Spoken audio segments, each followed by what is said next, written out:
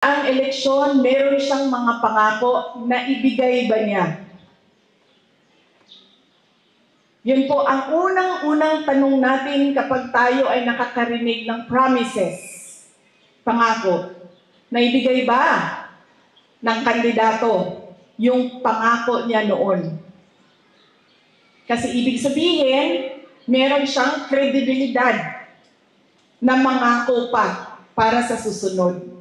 Pero kapag hindi niya naibigay yung kanyang pangako nung nakaraang eleksyon, ay dapat po pag-isipan ninyo ng mabuti kung ibibigay niyo ba yung boto ninyo sa kanya. Po ang una. Pangalawa, nagiging legal na po ang vote buying sa ating bayan. Tinatago po nila sa pangalang ayuda. Tinatago nila sa pangalang AKAP, AX, TUPAD.